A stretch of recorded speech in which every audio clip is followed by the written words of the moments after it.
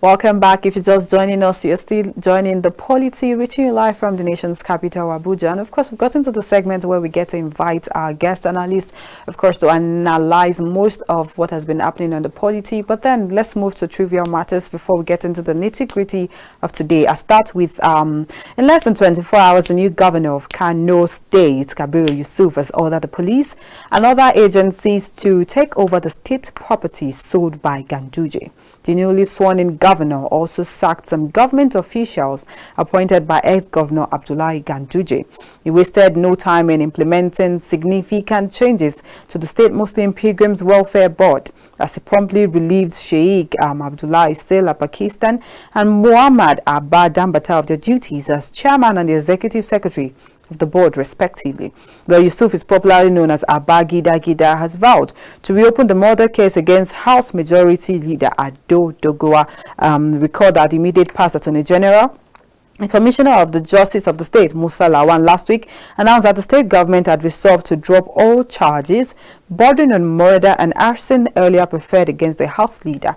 Well, of course, to analyze all of this with me in the studio is an economist and an in-house analyst, of course, DOKITA Olamide Samuel. Welcome to the studio.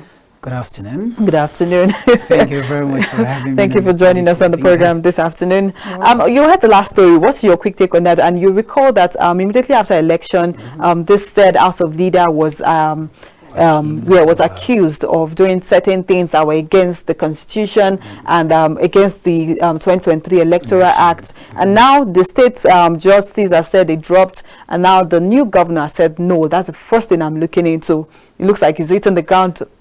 Well, if you actually see that this is politics anyway, yeah. And I want to see the new governor of that state to be a working governor. Okay. I actually want to work with the masses, and not against the masses. Believe me sincerely, there is no reason to justify acquiring what belongs to masses, what belongs to the state, what belongs to the citizen of a particular state. Yes. And for you to have actually taken that step as a governor, that means you actually have the masses at heart. At heart, yes. And believe me sincerely, as the governor, you have authentic power. You have the sole power to actually request for whatsoever you want to request for and be given to, so far it is your state, because you're actually the chief commander of that state. So with what he's doing now, he's still on the right channel. Track, yeah. But I just want to let him know that if he's going to continue like this, that means he actually needs to get well with his appointees.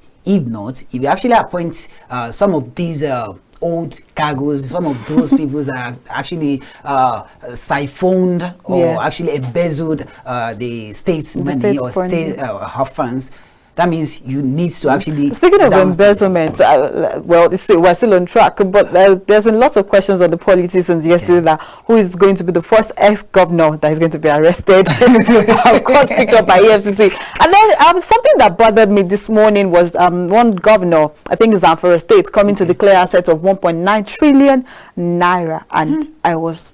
You say, wow. Like, what ex-governor, an incoming governor, to say, oh, I own 1.9 trillion naira. I mean, that's a lot. Of course, in Nigeria, believe me sincerely, forget about politics. Yeah. People really have money. Okay. People acquire wealth. They acquire wealth. Yeah. So, and as an economist, I want to believe that wealth is not being defined the way a layman actually defined it. So if you have your lands, you have your houses, you have your businesses, and at the same time, all these things are going to be valued. Okay. The money that we are talking about is not cash. Cash, yeah. Cash at yes, not cash at hand. Yes, so, of course. Yeah, we are talking about lands, and when you're talking about lands in economics, we're not talking about this land that we're actually working. We're talking about assets. We're talking about what is your value. Yeah. For example, if you are actually to examine, to actually ascertain what you're worth now, we are not going to start with what you are, with the cash you're holding. We are going to start with your wig. We are going to start with your clothes. We are going to start with your phone, your shoes, and even your perfume. So some people will tell you by smelling your perfume, oh, wow, this is big man. This is one. This is DOKITA OLAMIDE, and this whole world. like that's just so. Okay. For him to have declared 1 point, I think it's actually cleared enough that he has money before coming into government. Let's not mix things together. Not mix things together. And if you remember vividly, I think day before yesterday, governor of Oyo State, that is Seyi Makinde, said he is 10 times less rich compared to when he was just a normal citizen. So that means becoming a governor has not been something. It's not a blessing directly to well, him. when you choose to serve the people, I feel you shouldn't expect anything. You should expect because, something like that. When you choose to say you want to serve the citizens of Nigeria or serve citizens of a particular state, the notion the layman has is you are coming to chop money. So when you actually come there, that means you should be.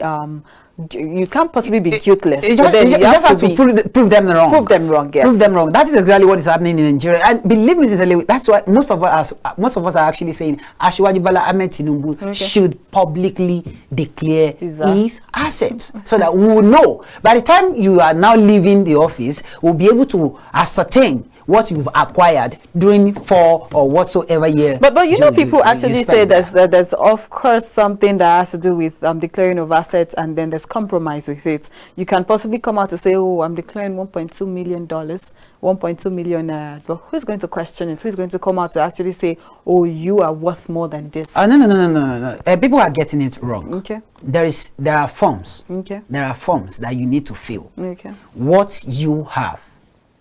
All these forms, all these columns are being spelled out well. Yeah. So if at the end of 4 years we are now actually seeing something outrageous, then we are going to ask you. Peradventure, you told us that you have a single phone while coming. It was written down by you, signed documented by you, and somebody somewhere knew. Exactly, as in very sure that it has gotten to the point where people do not even forget things. There's the internet, of course, to keep tabs on all of these things. But then away from that, let's quickly get into the nitty-gritty of today with President Bola Tinubu on Monday in Abuja, where he announced that his administration will remove the subsidy on petroleum products. Subsidy is gone, Tinubu exclaimed during his inaugural address at Eagle Square, Abuja.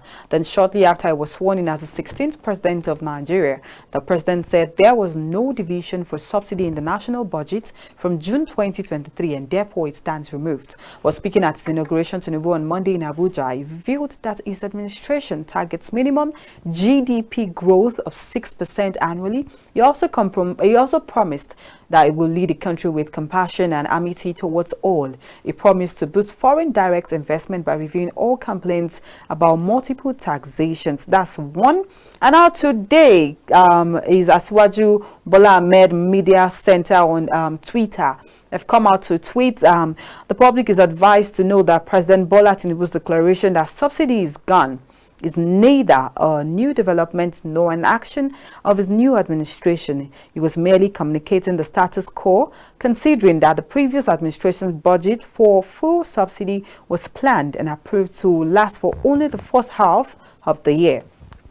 And effectively, this means that by the end of June, the federal government will be without funds to continue the subsidy regime, translating to its termination.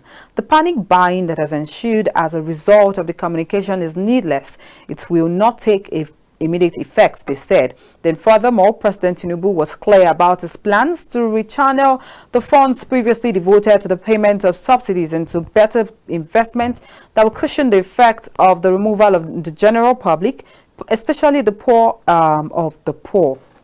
I don't know what that meant, but he said it includes, this includes but it's not limited to investment in public infrastructure, education, healthcare, and jobs that will materially improve the lives of millions of Nigerians and increase their earning potential. Dokita Olamide, you're an economist. What's your general overview about this, given that, immediately the president came out yesterday to say, subsidy is gone. Of course, it didn't mean it literally. It's just telling you that this is something that my administration is looking out to. But then you check the fuel stations right now. As of yesterday, when I was heading home, there was like the queue was endless, and it was just too long. And then my question was it that there was no fuel before, or there's just panic buying? Like, they've come out to say on Twitter, of course. Well, let me actually come in like this because I want to speak as an economist. Okay. And I will actually speak to layman. Okay. But that means I'm going to balance the two. Okay.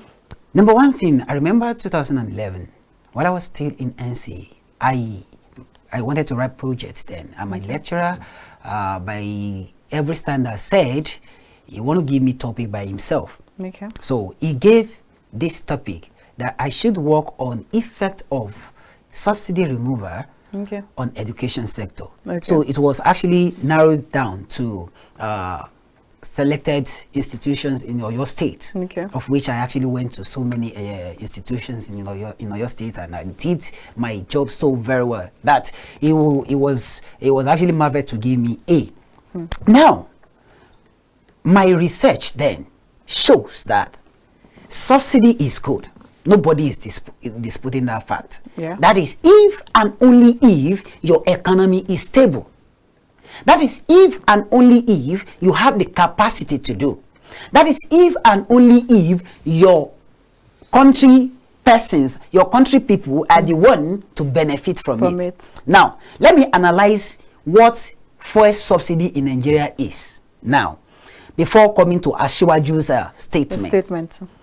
Subsidy in Nigeria presently, I can say it, I am a journalist, you know, yes. But here I am entitled to my opinion because I am a guest. Okay. Now, I am telling you that subsidy in Nigeria now is not for common people. It's not for masses, whether you like it or not. So there should be, are you trying to say there should be a certain percentage of people that the fuel should be subsidized for, and there should be some people where the fuel will not be subsidized? What I'm actually saying is people should not take this subsidy as what they are actually benefiting from. Let me give you instance. Okay. What happened on subsidy in Nigeria is this: first subsidy, we produce crude oil. Now, government, out of their nonchalant attitude, out of their personal interest, are you getting it? Shared this crude oil to their, I will actually refer to their friends, to their friends who are investors in oil sector. That, okay, fine, you take this our oil, our crude, to overs, refine it, and then bring it back. We will buy from you. Who does that? A sensible government will never do that. True that. Are you getting that one now? Yeah. Because we actually have our own refineries. That's one now. Those friends, so to say, went there, refined it. They are bringing it back to Nigeria. Now the same government is now subsidizing what she's selling at lower rates for these investors. And they're selling it back to you. And they're selling it back to you at the higher rate. You are not subsidizing it. Now, paying them that, okay, instead of you selling it 500 naira, we'll be paying 300 naira. You be selling it 200 naira. There's no problem. I still don't have problem with that. Yeah. Now, where I have problem is, I have once worked with customs in Imeko for local government. I've been saying this and I'm continually saying it. If Comptroller General of Custom is actually hearing me, he should go and inspect Imeko from local government border, Owode border, Idiroko border, Ijio border, Shaki border, all those borders. Go and inspect it. Now, there's something we call Aja Custom. Okay. There. We as students, so by night you go there, you help them to man the road. So you'll be recording the number of tankers and these Tokumbo cars. You actually be recording them. You mean cars and lots of goods that are imported into the country, and those that are going out, that are exported. Now, for that that government had been subsidized for us, we Nigerians, will now be taking again, after they have actually marginalized us by selling it at higher rates to Nigeria, and Nigeria had actually subsidized it. Yes. They will now take it again. At least per day, we do record close to 250 tankers that will leave Nigeria to Benin Republic. Then, are you getting it? To Benin Republic. On which account are we writing those ones? Well, I remember vividly that my guest yesterday made mention about that most of Nigerians' neighboring countries, they seem to benefit from the fuel subsidy more than Nigerians. More than Nigerians. And do you now know what? Another thing is, after recording all this, even the nights that we actually earn something like 900,000, 600,000, 700,000 per night.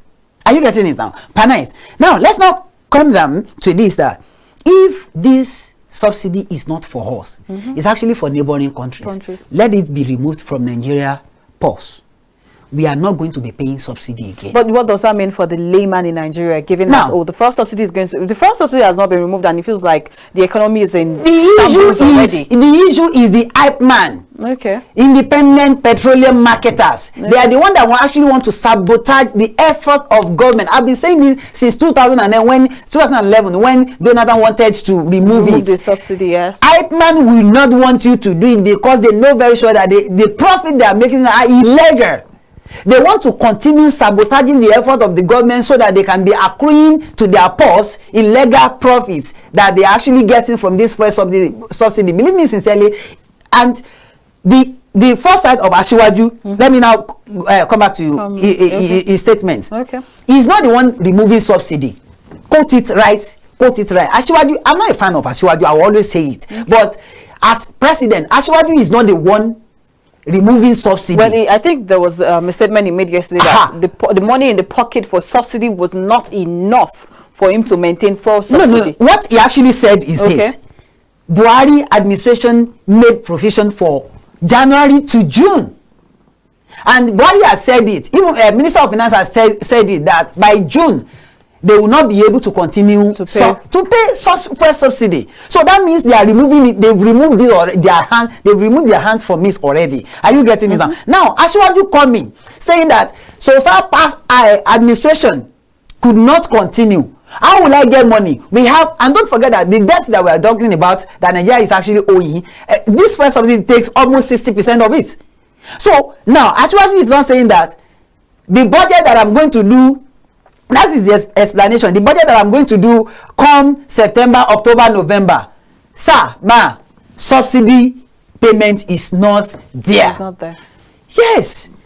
June. And NNPC had come out to tell us that what they have in their tank at the airport now could actually last us for 31 days. Don't forget that with foresight, Asiwaju knows that, knew that Dangote refinery will come on board. Come on board, yes. By July, August. That means even if I thought we are going to suffer for fuel, it's going to be like 2 or 3 weeks. At most. Not even now. Okay, not even now. Let's take a detour from that. Now, the reason for the fuel subsidy removal is because they want to push the money meant for fuel subsidy into other sectors, especially the economy. And then, according to what he said about improving 6% GDP in Nigeria, do you think that's actually workable? It is workable as an economist. Number one thing is, if you remove this subsidy, we are actually having a revenue of like standby of like 400 billions per month. 400 billion. If we have been actually saving this 400 billion per month, do you think we'll have problem in our education sector? Do you think Buhari wouldn't have answered ASUS? Do you think Buhari wouldn't have done so many projects as touches our roads? Well, some people still strongly believe that money meant for infrastructures and building of some train stations could have been diverted into education in Nigeria. No. Okay. You cannot, because you want to do one and forget one. Don't forget that even if you do all this education, if you actually pump all our money into education sector, are we not going to be working? Are we not going to be transporting ourselves? Are we going to be flying there? Now let's say this is relative, because my guest came yesterday and he said he's going to rate the Buhari administration, and everybody has been saying, oh, the Buhari administration did a good job with infrastructures, but then he will still give them 3/10. For me, I'm not even going to give him 3/10. I'm going to give him. I'm actually going to give him at most 1.5/10. Yes, 1.5/10, because we are not going to. Have we been hitting these infrastructures? You closed, brother. I actually don't want to divert because I want to make sure that people understand what subsidy is all about. Let's take that first before. But now, would people be, you're not very sure that we are not capable of producing what Nigerians can actually buy as in the capacity, and you close border? A sensible government will do that. At that point, you've not made anything available. You don't have any backing at all. And then and you actually even provision to actually maintain these infrastructures, Dave, because now we've seen clearly that most of these train stations keep shutting down. That's where I'm coming now. That's that about that you close border without giving us what to eat. That one is there.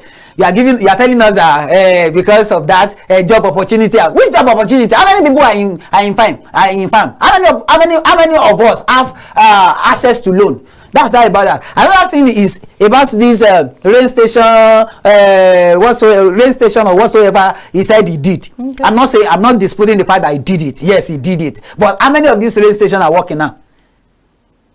Rain stations that have been that at least I'm actually close to 40. So okay.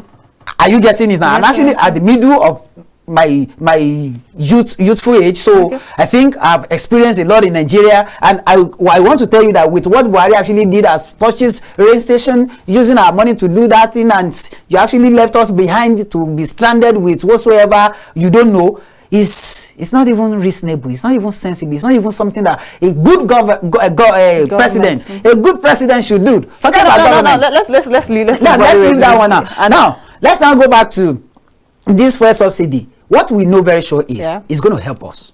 Okay. It's going to. Do you know that after removing this subsidy, Hypeman know very sure that there will be fight to establish more refineries. Are you getting it? Mm-hmm. They will now come back and say to, sir, please come.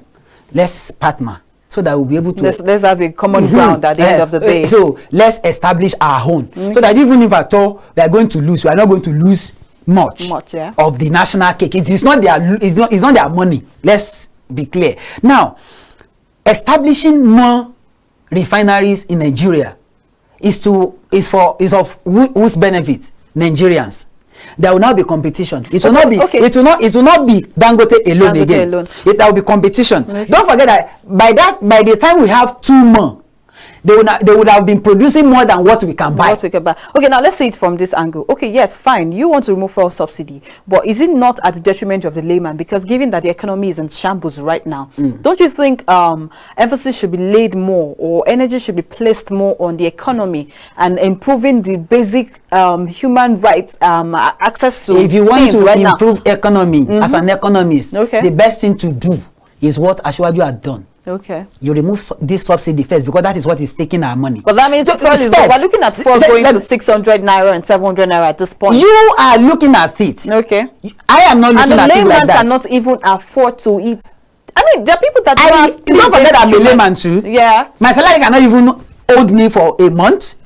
Just for a week. I'm just telling you. Okay. Are you getting it? Prevention, I want to. But the fact is, if you want to renovate this studio is good enough. Are you getting it? But say, okay, we want to renovate this studio.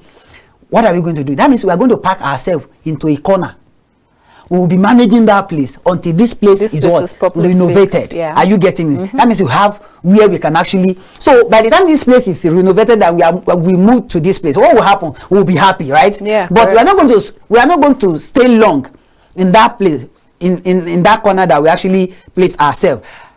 Let us be sincere to ourselves that if we remove subsidy now, I think, what Ashwaju should also do is this tax of a things. You can actually give tax holiday to some other parastatals, some establishments, then increase your tax. You can actually reduce it later.